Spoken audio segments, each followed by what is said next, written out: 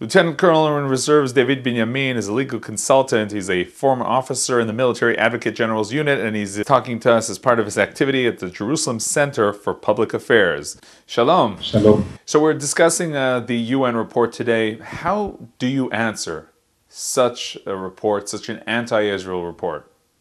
The fact is you can't really answer it. The reason is that everything in Gaza essentially is civilian or looks civilian. There's no military infrastructure in Gaza which actually looks like a military target. Everything's embedded in civilian buildings.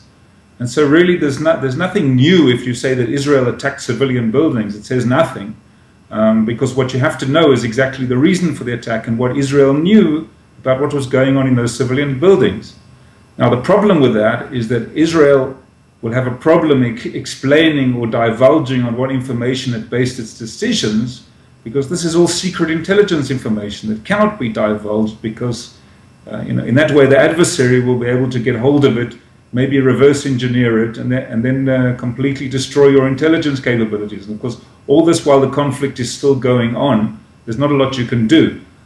That the only solution to actually look into allegations of Israeli conduct is by an independent internal investigation, and that's exactly what's going on, and some of it at least has been completed. So then, according to the information they had, maybe they're right. Well, the problem is that this is a commission which, in fact, by its own admission, lacked many of the tools that it required to make any factual determinations about what happened. We know that they themselves say the Israeli side didn't cooperate. That meant they couldn't do any inspections on the ground. So they weren't able to look at what was happening on the ground in Gaza. They weren't able to look at what was happening on the ground in Israel. They only had the benefit of a few interviews with a select number of people. So they had a very incomplete picture. They also completely lacked the relevant expertise, both legally in terms of specialty in the military aspects of the law, and also militarily. Some of the comments in the report expose that quite obviously. There's this naive comment, for example, that Israel should have reassessed what it was doing and changed its tactics due to the number of civilian casualties.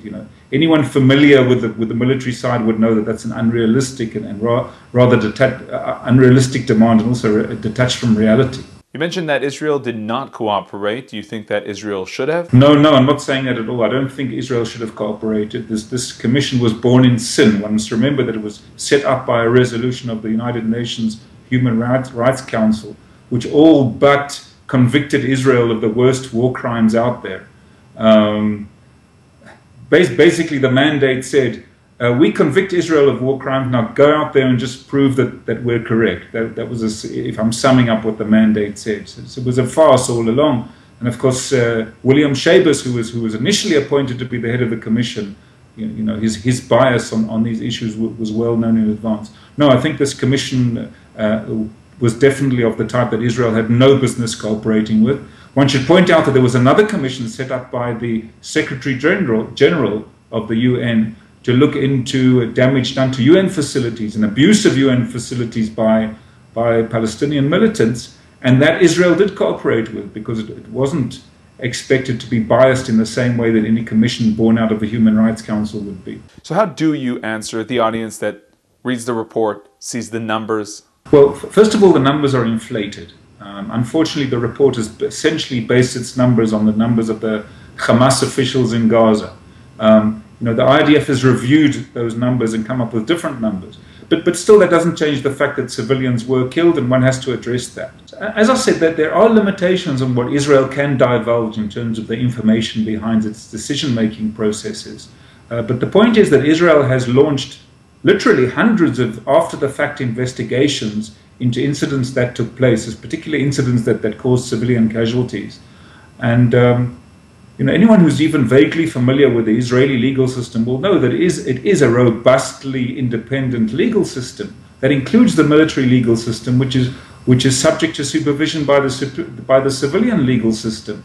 It doesn't get better than that. If you look at the equivalent systems in other countries, you'll see that Israel compares very favorably, and in fact, I would say it's one of the most transparent militaries in the world.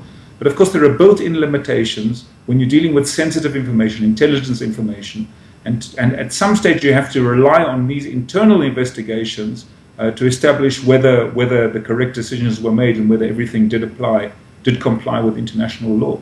As somebody who's well acquainted with the operation of the IDF, I know for a fact that the IDF is a law-abiding military, and that great care is taken and great efforts are made to ensure that IDF operations are in accordance with international law. And how do you explain the civilian casualties? Well, what I think is actually the crux of the matter and the essential explanation for the number of civilian casualties is the tactics being used by Hamas, which is essentially to embed all of its military infrastructure in civilian areas, in civilian buildings, essentially using the civilian population as a human shield. And what this does essentially gives the Hamas a win-win situation, where either they succeed in deterring attacks on behalf of the IDF, or if civilian casualties are incurred, and of course they will be incurred in such a situation because avoiding casualties altogether is impossible no matter how hard we may be trying, these serve Hamas's interest and they can be leveraged for propaganda purposes. And I think that's the whole story. If Hamas wasn't using that tactic, we would be seeing nowhere near the number of civilian casualties which unfortunately did occur. Now, we mentioned that Israel did not cooperate in the beginning as the report was being put together, but it seems that now, as it's been published, it's full throttle with the Hasbara campaign.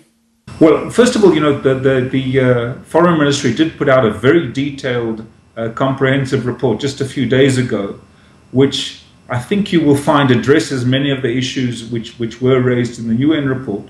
Of course, there's an interesting debate about perhaps whether, if the Israeli report had come out earlier, perhaps the UN Commission would have had the benefit of reading it. Of course, it was out there in the public domain. We're not talking about official cooperation, just the fact that the information would have been available. The UN, of course, didn't have that information when it wrote its report. So the main thing you're saying to us today is that Israel knows how to investigate its army. Yeah, I think the criticism that is made in the report of the investigation process in Israel is quite unwarranted. I think you'll have to go a long way to find an investigation process anywhere in the world which is quite as thorough and intrusive and transparent as the Israeli process, with its built-in limitations, which of course, because you're dealing with sensitive, classified information for the most part. Lieutenant Colonel Reserves David Binyamin, thank you very much for joining us. Thank you very much.